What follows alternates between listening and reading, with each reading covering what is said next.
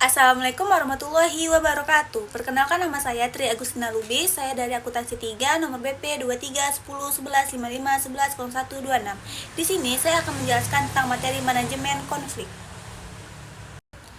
Konflik merupakan pertentangan antara dua pihak atau lebih. Daniel Webster mendefinisikan konflik sebagai: pertama, persaingan atau pertentangan antara pihak-pihak yang tidak cocok satu sama lain.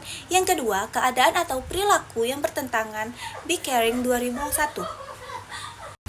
Jenis konflik, yaitu ada 5. Yang pertama, konflik dalam diri individu-individu yang menghadapi ketidakpastian tentang pekerjaan yang diharapkan. Yang kedua, konflik antara individu. Yang ketiga, konflik antara individu dan kelompok. Yang keempat, konflik antara kelompok dalam organisasi. Yang kelima, konflik antar organisasi. Penyebab konflik yaitu komunikasi, salah satu pengertian informasi yang tidak lengkap. Struktur pertentangan kekuasaan antara departemen dengan kepentingan yang bertentangan.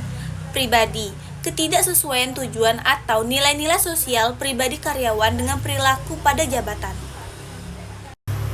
Metode pengelolaan konflik yaitu simulasi konflik dalam satuan-satuan organisasi, pemasuk pihak ketiga, penyusunan kembali organisasi, pemilih manajer yang tepat, perlakuan yang sama kepada setiap anggota, pengurangan konflik jika terlalu tinggi atau menurunkan produktivitas, pendinginan suasana.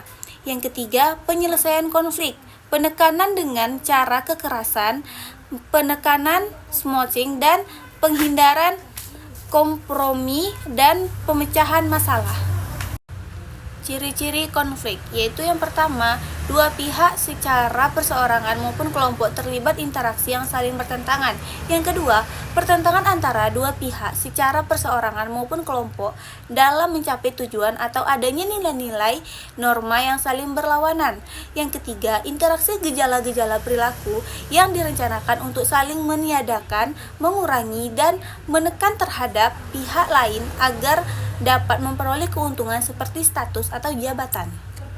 Strategi mengatasi konflik terbagi menjadi 5. Yang pertama, pengenalan, kesenjangan antara keadaan yang ada diidentifikasi dan bagaimana keadaan yang seharusnya. Satu-satunya yang menjadi pelengkap adalah kesalahan dalam mendeteksi atau tidak peduli pada masalah atau menganggap ada masalah padahal sebenarnya tidak ada. Yang kedua, diagnosis. Inilah langkah yang terpenting, metode yang benar dan telah diuji mengenai siapa, apa, mengapa, di mana, dan bagaimana berhasil dengan sempurna. Pusatkan perhatian pada masalah utama dan bukan pada hal-hal sepele, konflik antar individu. Yang ketiga, menyepakati suatu solusi. Kumpulkan masukan mengenai jalan keluar yang mungkin dari orang-orang yang terlibat di dalamnya. Sering penyelesaian yang tidak dapat diterapkan atau tidak praktis. Jangan sekali-sekali menyelesaikan dengan cara tidak berlalu baik atau carilah yang terbaik. Yang keempat, pelaksanaan. Ingatlah bahwa akan selalu ada keuntungan dan kerugian. Hati-hati, jangan biarkan pertimbangan ini terlalu mempengaruhi pilihan dan arahan kelompok. Yang kelima, evaluasi. Penyelesaian itu sendiri dapat melahirkan serangkaian masalah baru jika penyelesaiannya tampak tidak berhasil. Kembalilah ke langkah-langkah yang sebelumnya dan coba lagi. Sekian, terima kasih. Saya undur diri. Assalamualaikum warahmatullahi wabarakatuh.